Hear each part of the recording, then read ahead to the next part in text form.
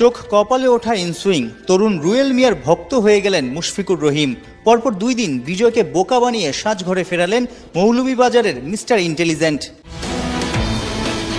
গতি আর সুইংই শুধু নেই, রুয়েলের আছে দারুণ ক্রিকেট মস্তিষ্ক।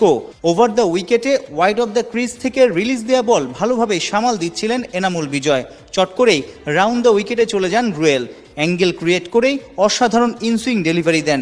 ব্যাস, বলের মুভমেন্ট বুঝে না উঠেই এলবিডব্লিউর ফাঁদে পড়েন বিজয়। নির্বাচকদের জন্য স্বস্তির বিষয়, পাইপলাইনের পেসাররা মাথা খাটিয়ে প্ল্যান বি বাস্তবায়ন করে সাফল্য তুলে নিচ্ছেন।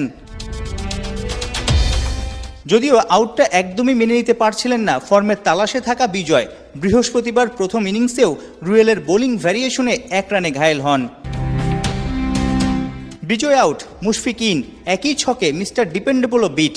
আগের দিন ভুল আউটে খেপে যাওয়া মুশফিককে কি দ্বিতীয় দিন বাঁচিয়ে দিলেন অনফিল্ড আম্পায়ার? রুয়েলের এতটাই সুইং সাফল করে ব্যাটে বলে কানেকশন করতে ব্যর্থ।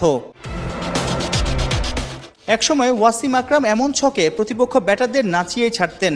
সাম্প্রতিক সময়ে মোস্তাফিজ শরীফুলকেও দেখা গেছে রাউন্ড দ্য উইকেটে এসে বোলিংয়ে মুগ্ধতা ছড়াতে। হাই পারফরমেন্স দলের রুয়েল মিয়াও জানান দিলেন তারও সামর্থ্য আছে নামিদামি ব্যাটারদের ভরকে দেয়ার।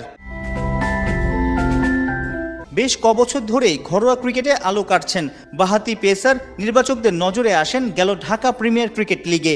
গাজী গ্রুপ ক্রিকেটার্সের জার্সিতে 28 উইকেট তুলে লিস্টের দ্বিতীয়তে থেকেই আসর শেষ করেন।